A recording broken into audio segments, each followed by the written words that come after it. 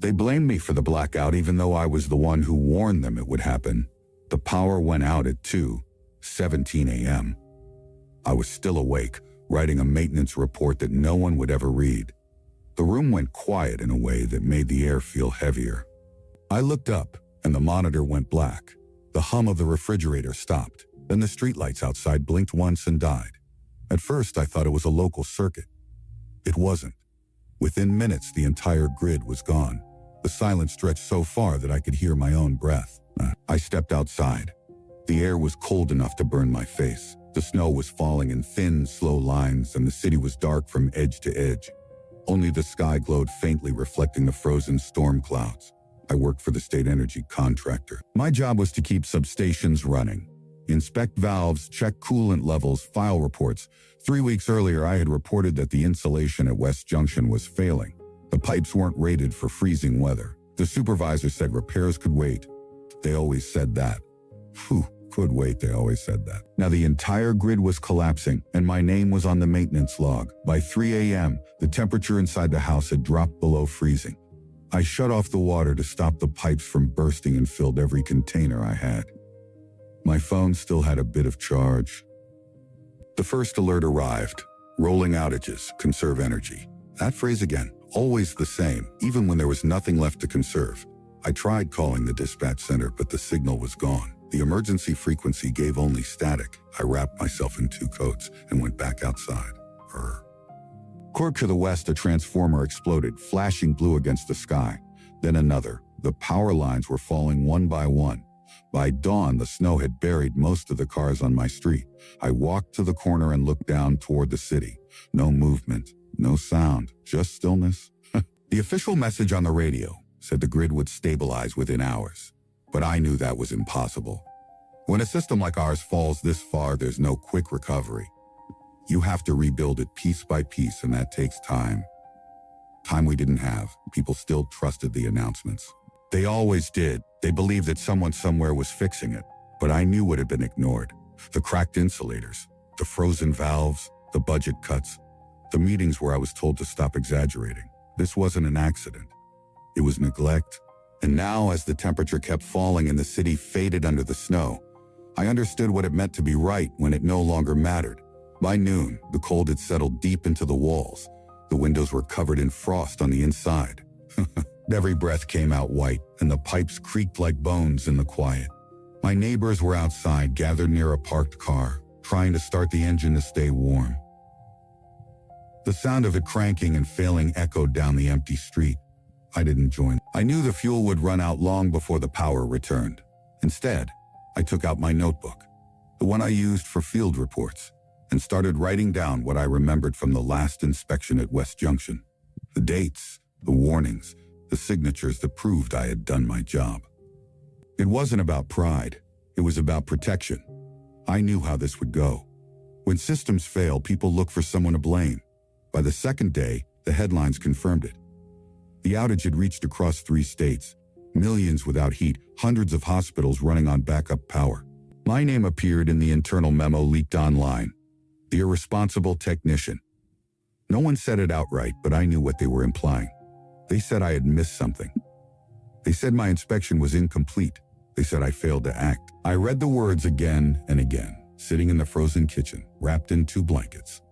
I could see my breath above the screen of my half-dead phone. Each sentence felt like another layer of ice forming around me. I had done everything by the book. Every report, every checklist. I had warned them twice. Once in person, once in writing. But warnings don't matter when money stands in the way. When I tried to reach out, no one answered. The corporate office was dark. The supervisor's number went straight to voicemail. I didn't realize then that the truth wouldn't protect me. It never does. The streets stayed empty that night. The air was too heavy to breathe for long outside. I could hear the faint thud of distant explosions, transformers bursting under the pressure. Somewhere far off, dog barked and then stopped. I tried not to think about my son. He was staying with his mother in another state, far enough from the blackout zone. I told myself he was warm, that the lights were still on there. I didn't want him to see the news, but I knew he would. Kids always find a way. When I finally closed my eyes, I dreamed of the inspection room. The one with the humming wires and the smell of burnt metal. In the dream, I was standing there again, pen in hand, watching frost creep along the gauges while someone behind me whispered that I hadn't done enough. When I woke, the whisper was gone. Only the wind remained. That morning, I made a decision. I would go back to West Junction. I had to see it with my own eyes. The place where they said I failed. Maybe it was madness, walking out into a frozen city with nothing but a backpack and a flashlight, but staying still felt worse. I couldn't bear the thought of freezing while my name was dragged through the dirt. The road to the substation was long and buried in snow. Cars were abandoned on both sides, their doors open, some half covered in drifts. A few houses had burned from makeshift fires that had gotten out of control. The smoke hung low in the air, mixing with the frost. When I finally saw the towers of West Junction rising ahead, coated in ice and silence, it didn't feel like a workplace anymore. It felt like a grave, and in that grave I was the one buried alive by their lies. The closer I got, the more unreal it looked. The substation was a maze of frozen steel and glass, everything layered with a crust of ice. The fences had collapsed under the weight of snow, and the warning signs hung crooked, half-buried. The hum, that low, constant vibration that always lived in the air, was gone. The silence was total. I forced the gate open and stepped inside. The wind carried fine crystals of snow that burned against my skin. I pulled my scarf higher, checked my flashlight, and made my way toward the main control shed. Every step crunched on the frost-covered gravel. The sound felt too loud, like it didn't belong in a place that had already died. The door to the shed was frozen shut. I had to shoulder it twice before it gave way. Inside, the cold was worse than outside. Metal remembers the temperature longer. The control panels were covered in condensation and thin sheets of ice, wires stiff and brittle. The emergency lights were dead, the batteries long drained. I found the maintenance log where I'd left it. Page after page of dates, readings and notes, proof that everything I had warned about was written down. I flipped to the last entry, the one from 3 weeks before the blackout. The numbers were all there. The pressure, the temperature, the coolant flow. The signature from my supervisor at the bottom. He had signed off on it. He had seen it. For a moment, I just stood there, my hand on the frozen clipboard. I wanted to believe this would clear me, that once the system came back online, someone would read this and understand. But I already knew no one would come back here. The city was still without power, and the roads were closed. Even if they reopened, West Junction wasn't a priority. It never had been. I walked deeper into the yard toward the main relay tower. The cables hung limp, heavy with ice. The transformer units were cracked open, oil frozen into pale amber streaks. The smell of burnt insulation still lingered, faint but sharp. I found the fault line, a split in the insulation pipe, just as I had warned. The cold had expanded the metal until it ruptured. That one weakness had cascaded through the grid, taking down everything connected to it. I knelt and touched the edge. It was smooth like glass. I felt nothing but exhaustion. I took a photo with my phone, though I wasn't sure why. Maybe to prove it to myself. Maybe because I still thought evidence could matter. When I turned to leave, I noticed something strange. A set of footprints, fresh ones, leading across the snow from the gate to the far side of the yard. Someone else had been here recently. The pattern was heavy, uneven, like whoever made them was carrying something.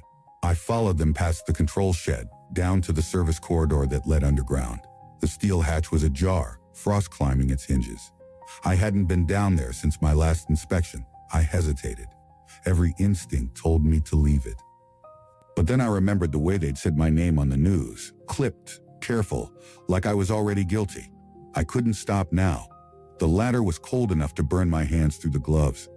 The deeper I went, the darker it got, until the flashlight caught on something metallic at the bottom. The service tunnel stretched out ahead, low and narrow. The air smelled like rust and oil, and then just at the edge of the light I saw it. A maintenance cart overturned, a toolbox spilled across the floor, and something half buried under the ice. It was a work badge, not mine. It belonged to him, my supervisor. The one who had signed the report, the one who told me repairs could wait, the one who had disappeared the night the lights went out. For a long time, I just stared at the badge lying under the ice.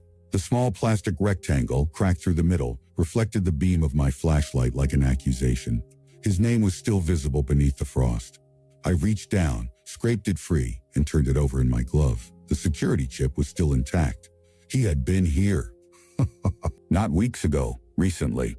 The edges of the footprints proved it. The snow hadn't filled them yet, which meant within the last 24 hours, maybe less. But why? He wasn't supposed to be anywhere near this place. After the blackout, all non-essential staff were ordered to remain in the safe zones near the central grid. The company had promised to conduct an investigation, though everyone knew that meant finding a scapegoat and moving on. I was the easy one to blame, the technician, not the manager. Not the manager. I knelt near the overturned cart. A few of the tools were scattered around, frozen into the floor. Among them, a folder of laminated maps smeared with grease. I pried it open and found something I didn't expect. Handwritten notes, not his usual type memos. The handwriting was hurried, uneven. Lines and circles marked across the map, linking different substations. A chain of failures, all connecting to West Junction. At the bottom, one phrase repeated 3 times in black marker. A pressure fault, not mechanical. Not mechanical. That stopped me. Every analysis I'd done showed mechanical stress as the root cause. Metal contraction, brittle expansion. But if it wasn't mechanical, what else could it be? Corrosion, a flaw in the design, or something worse, deliberate interference. The thought made my stomach tighten. The company had been under pressure for months, struggling to maintain contracts, cutting costs anywhere possible. I'd seen safety checks skipped, equipment refurbished instead of replaced. But sabotage, that was beyond neglect. I took a photo of the map, then another of the badge before tucking both into my jacket pocket. The tunnel felt smaller now, pressing in from all sides. The quiet wasn't peaceful anymore. It was suffocating. When I climbed back to the surface, the light had dimmed again. The storm was rolling back in, sky the color of steel. Snow drifted sideways across the substation. Somewhere far off, I could hear a low rumble, the sound of something breaking under pressure. I started walking back toward the city, but halfway there I saw movement up the ridge. A figure half lost in the blowing snow, standing near the collapsed fence line. I stopped. The figure didn't move for several seconds, just watched. Then as I lifted my hand, it turned and walked away toward the tree line. I ran after it, slipping through the drifts, but the snow was too deep. By the time I reached the fence, there was no one there. Only more footprints, deep, sharp, and heading north. I followed for a while, but the wind erased them faster than I could track. Eventually, they disappeared completely. By the time I made it home, the sky had gone dark again. My power was still out. The house was colder than before, the air heavy with the smell of damp wood. I lit the last candle I had and laid out what I'd found, the badge, the map, the notes. My hands shook as I read them again. A pressure fault, not mechanic. I thought about the transformer explosions, the pattern of failures, and the company's silence. This wasn't just bad luck. This was something designed to happen. Someone had known the system would fail, and they let it. Maybe even made sure of it. And if my supervisor had come back to West Junction in the middle of a blackout, maybe he had known too much. Or maybe he was trying to bury what he'd found. And now I was the only one who knew where to look. The next morning, the cold woke me before the light did. My body ached from the night, the kind of ache that comes from breathing air too sharp to be natural. The candle had burned out hours ago. Frost lined the inside of the window like lace. My phone battery had died completely. For a long time, I just sat there wrapped in a blanket, staring at the wall. The silence had changed. It wasn't just the quiet of power loss anymore. It was the quiet that follows when people stop believing help is coming. Somewhere outside, an engine started, then another. People were leaving. I looked out through the cracked blinds and saw a small line of cars, their headlights dim and yellow through the snow, heading south. It made sense. Highways had been declared unconditionally open 2 days before. I should have gone too, but I couldn't leave. Not yet. Not until I understood what my supervisor had been doing out at West Junction. I put on my boots and went back through the notebook. The last 3 pages were covered with numbers I didn't recognize. Strings of digits that didn't match grid coordinates or voltage readings. But one sequence looked familiar. It was a frequency, a radio band used for emergency communications. If he'd left notes for himself, maybe there was a signal still transmitting. Maybe he tried to send something out before he vanished. I found an old shortwave receiver in the basement, one we used for field work. It ran on hand crank power. I tuned it slowly, listening through the static. Nothing. just white noise and occasional bursts of distortion. Then around 11.2 megahertz I heard it, a pattern.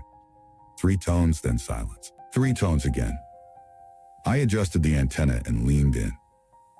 It wasn't random. It was a loop, a repeating distress call. Weak but constant. The origin code matched the coordinates for another substation north of the city, Coldwater Station. That site had been decommissioned years ago. No one should have been there. The signal wasn't long range. If I could hear it, it meant the transmitter was still within 50 miles and running on backup power. Someone had kept it alive. For the rest of the day, I prepared to leave. I packed the maps, the badge, and what little food I had left. The roads were still dangerous, but the weather had started to clear. The city was half empty now. People had taken what they could and gone south toward the interstate, hoping for heat and light. I passed a few others walking the opposite way. Scavengers, probably. They didn't look at me, and I didn't look at them. Survival had stripped away most of what made us social. By late afternoon, I reached the edge of the industrial zone. The sky was colorless, the kind of gray that flattened everything. The streets were lined with trucks abandoned mid-route. Old. The silence was complete again, except for the wind whistling through empty loading bays. I stopped once to rest inside a warehouse. Someone had been there before me. Footprints in the dust, a fire pit made from a metal drum. There was a note on the wall written in charcoal. Don't trust them. Oh, don't trust them. I didn't know who them meant, but it didn't matter. Outside, the storm had stopped. The world was still, the snow unbroken except for my footprints. I walked east. There was nothing left in the city for me now. Not my job, not my name, not even the hope that things could return to normal. All that remained was the truth buried beneath layers of lies and frost. The coordinates led toward the mountains, where a cluster of communication towers stood half forgotten among the ridges. If the drive was right, that was where the override command had been sent from. By the time I reached the first hill, the sun had set again. The last light spread across the snow like smoke, fading into the horizon. Behind me, the city was just a dark silhouette, silent, powerless, and full of people still waiting for warmth that would never come. Ahead of me was only distance and the sound of my own breath. But for the first time since the blackout began, I wasn't walking away from something. I was walking toward the truth. The next morning came without color. The horizon was a dull stretch of white and ash, the kind of daylight that hides more than it reveals. My legs ached from the climb, but I kept moving. Each step left a mark that the wind immediately tried to erase. The coordinates led me deeper into the ridges, where the snow thickened and the air thinned until breathing felt like swallowing glass. By midday, I reached the perimeter fence. The towers rose from the ice like skeletons, tall metal frames covered in rime, cables hanging limp between them. The sign at the gate was nearly buried, but I could still read the faded letters. Northridge Telecom Hub. State access only. Cut through the fence. Inside, the silence was even heavier. I could hear faint humming from deep underground, a low mechanical rhythm that shouldn't have been there. If the grid was dead, these systems should have been too. Someone had kept power running here. The first building was half collapsed, its roof caved in from ice. Inside, I found a service elevator shaft leading down. The cables were still intact, and the emergency light was blinking red. I climbed down slowly, one rung at a time, until I reached the bottom. The underground chamber was warmer. A faint buzz of electricity hung in the air, mixed with the smell of burned plastic. The corridor ahead was lined with terminals, all of them still on. Their screens glowed dim green in the darkness. I moved from one to another, checking the displays. Most were blank or looping maintenance scripts. But one terminal caught my attention. It wasn't part of the power grid system. It was running a communications monitor, an uplink feed to an external network. The date on the last log entry was from the night of the blackout. I scrolled through the lines. There it was again. The same override command from the flash drive, sent to West Junction and 3 other substations in sequence. But this terminal showed something more. A transmission out of the country sent minutes later. A data packet labeled Grid Compensation Model Priority Export. They hadn't just sabotaged the grid. They had sold the failure. The blackout wasn't an accident or even a political cover-up. It was a transaction, a demonstration of foreign investors showing how infrastructure collapse could be engineered remotely. The entire city had been a test. My hands went cold despite the heat of the room. I backed away from the terminal, the screen still pulsing faintly. Every part of me wanted to destroy it, to tear out the drives, to erase everything. But evidence mattered more than anger. I took out the flash drive, connected it, and started copying everything. The screen filled with progress bars, green lines crawling slowly toward completion. Halfway through, the hum in the walls deepened. The lights flickered once. Someone else was still here. I turned off the flashlight and stood still, listening. There it was, a sound of boots against metal, distant but closing. A door opened somewhere down the corridor, then closed again softly. I pulled the drive from the terminal and slipped it into my pocket. The screen went dark. The footsteps grew louder, steady, unhurried. Whoever it was, they knew the place well. I ducked behind a row of equipment racks, my breath fogging in the thin light. The figure appeared at the far end of the room, a tall shape in a heavy coat, carrying a small lantern that threw long shadows on the wall. They stopped near the terminal I had used. For a long moment, they just stood there, then reached out and touched the still warm keyboard. Then the lantern turned slightly, and I saw the patch on the sleeve. The company insignia. They weren't scavengers. They weren't rescuers. They were corporate, and they were still protecting the lie. For a few seconds, I couldn't move. The figure stood in the pale light of the terminal, calm, deliberate, as if they'd been expecting me. The company patch on the coat caught the glow, a blue triangle, half faded but still recognizable. They turned slowly, scanning the room, the lantern sweeping across the walls in slow arcs. I tried to control my breathing, to stay quiet enough to be invisible. The hum of the generators made it easier. A low, constant sound that swallowed softer noises. The person reached into their pocket and pulled out a handheld scanner, waving it toward the racks. A faint tone followed each sweep, and I knew it was only a matter of time before it picked up my body heat. I moved, slow, crouched steps toward the back exit. The floor was slick with condensation, the metal grating cold enough to burn through my gloves. I reached the doorway just as the scanner's tone changed. A sharp ping that cut through the hum. The lantern turned sharply in my direction. I ran. The corridor twisted and narrowed. Behind me, boots struck the floor in rhythm, faster now. I kept one hand against the wall to steady myself in the dark. The emergency lights flashed red every few seconds, just enough to see the turns ahead. At the end of the passage was a maintenance hatch leading up to the surface. I climbed fast, metal biting into my palms. When I reached the top, I pushed against the frozen lid. It didn't move at first and gave way with a crack that echoed through the tunnel. Cold air hit my face like a slap. I pulled myself out into the snow, lungs burning. The world above was silent again, flat and endless. The towers rose like black veins against the gray sky. I turned toward the slope and started down, leaving deep tracks in the powder. Halfway across the field, I heard the hatch slam open behind me. A figure climbed out, lantern swinging, scanning the horizon. They saw me almost immediately. The beam of a flashlight cut through the air, fixing on my back. I ran harder, stumbling through drifts that swallowed my legs to the knees. The cold clawed at my throat. Every breath came out as pain. I didn't look back until I reached the tree line. The figure was still there, moving slower now, methodical, like they didn't need to hurry. Maybe they thought they'd catch me later. Maybe they believed the cold would do the work for them. Inside the trees, the snow was thinner. Branches cracked underfoot, breaking the silence in uneven bursts. I followed a dry stream bed downhill until the towers disappeared behind the ridge. The adrenaline faded, replaced by a hollow, dizzy calm. I stopped under a half-collapsed bridge and pulled out the flash drive. It was still intact. The data was there, everything that proved what they'd done.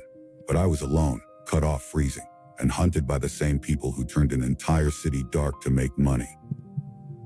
I sat there until the shaking in my hands stopped. Then I made a plan. If they wanted to bury the truth, I'd make it impossible to hide. The drive wasn't enough by itself. They could discredit me, erase the files, rewrite the narrative. But if the evidence reached the press, or even the surviving power engineers outside the zone, it might be enough to start something bigger. Somewhere south, there had to be a functioning transmitter. The state still controlled the emergency broadcast network. If I could find one of those relay stations, I could send the data out. The storm began again that night. Soft at first, then heavier, until the forest disappeared behind walls of white. I built a small shelter under the bridge, burning scraps of paper from my old notebook to stay warm. The pages curled and blackened, each one a piece of the life I had before the lights went out. By morning, the storm had buried half the valley. I packed my bag and started walking south, following the outline of the river under the snow. The city behind me was gone, silent and cold, its towers swallowed by frost. But somewhere ahead, there was still power, and maybe if I could reach it, there was still a voice willing to listen. The snow never stopped. For days, it fell in thick, dry sheets that blurred the line between ground and sky. I moved through it slowly, counting my steps, marking time by the ache in my knees and the fading charge of the headlamp. Food ran out after the third day. I started melting snow for water, rationing what little was left of the protein bars I'd found in the van. I kept the flash drive wrapped in plastic and tucked against my skin, the only warm place left. The silence became its own kind of noise. There were no birds, no wind, no engines. Just the sound of snow shifting under its own weight. Every few miles, I saw traces of what used to be. A half-buried road sign, a frozen bus stop, the rusted frame of a bicycle tangled in ice. The storm had swallowed everything, but the shapes were still there, outlines of a life that felt distant and wrong. On the fifth day, I reached the edge of the hills. The land flattened, and through the gray I saw the faint silhouette of a tower. Not one of the corporate ones, but smaller, wider at the base. It had the shape of a government relay station. I almost didn't believe it was real until I touched the frozen fence. The gate was half open, creaking in the wind. Inside, the yard was empty except for a snow-covered Jeep and a line of solar panels cracked by the storm. The control building stood at the center. One door ripped off its hinges, the other jammed halfway shut. I pushed inside.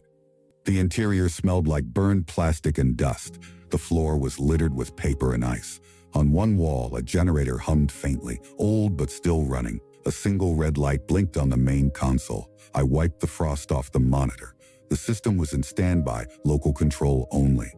No uplink to the central network. I searched through the drawers until I found a set of access keys and a backup battery.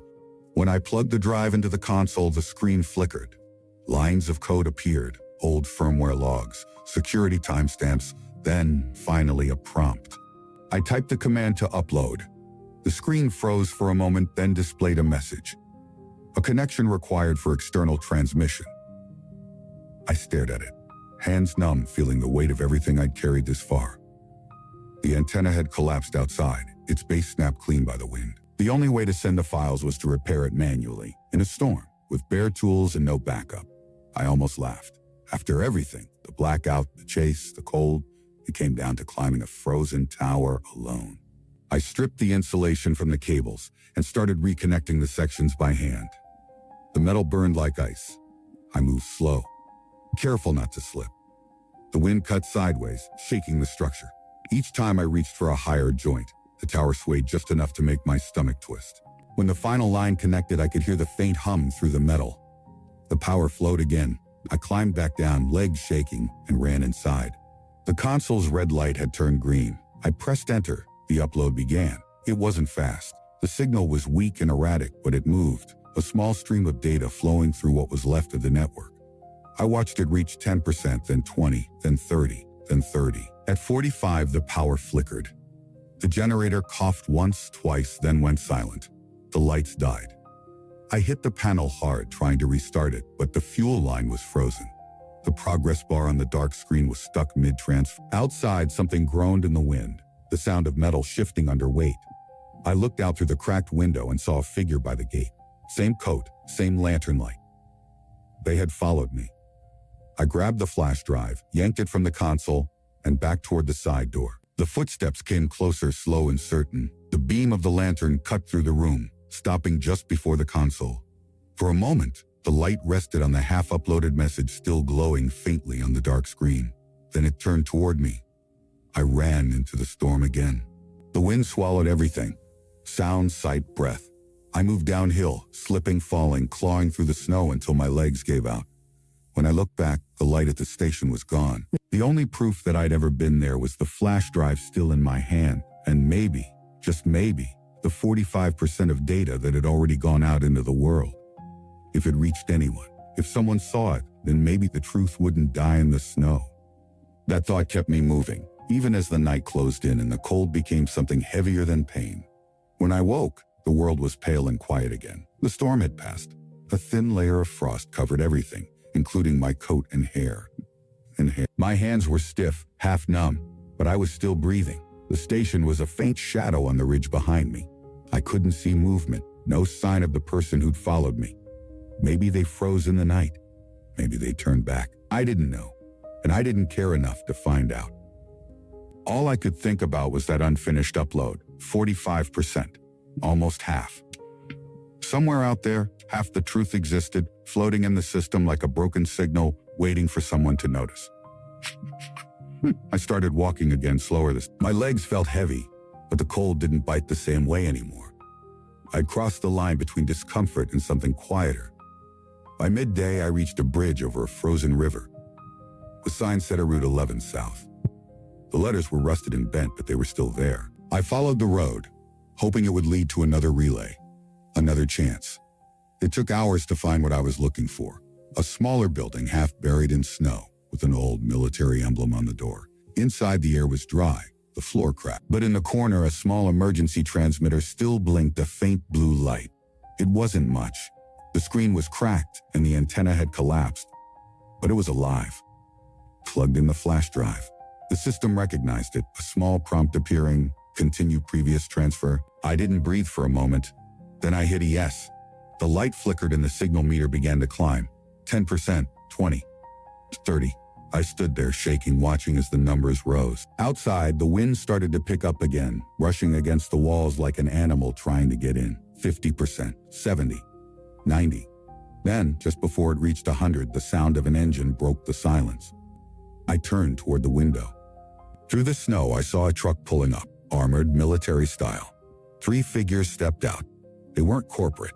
Their uniforms were gray, state-issued, marked with the national insignia. For a second, I thought they might arrest me. One of them shouted something I couldn't hear through the wind. Another pointed toward the antenna. Then the door opened and a woman stepped in, lowering her mask. Her face was pale, her eyes tired but alert. "Who are you?" she asked. I told her my name, told her where I came from, told her what was on the drive. She didn't say much, just nodded once, then walked to the console. When she saw the data stream, she smiled faintly, not a full smile, but enough to tell me she understood. "You did it," she said quietly. "It's transmitting to the central archive. We've been looking for this." A room filled with static as the signal hit full strength. The numbers on the screen flashed 100% before fading to black. The woman took the drive from the port and slipped it into a secure case. "You'll need to come with us," she said. "It's not safe here." For the first time in weeks, I didn't argue. I followed them outside into the cold. The truck's engine hummed steadily, a sound I hadn't heard since before the blackout. As we drove away, I looked back through the rear window. The relay tower stood against the white sky, silent but alive again, sending out the truth that had almost been buried. No one would ever know exactly what it took to make it happen. The running, the fear, the cold, the loss. But the story would reach them. It would exist. Maybe that was enough. When we crossed the ridge, the city came into view for the first time, distant, scarred, but flickering with light. The grid was coming back, piece by piece. I closed my eyes and let the sound of the engine wash over me. Like a heartbeat I thought I'd lost. Thanks for watching. Don't forget to check out our other stories about real people and real emotions.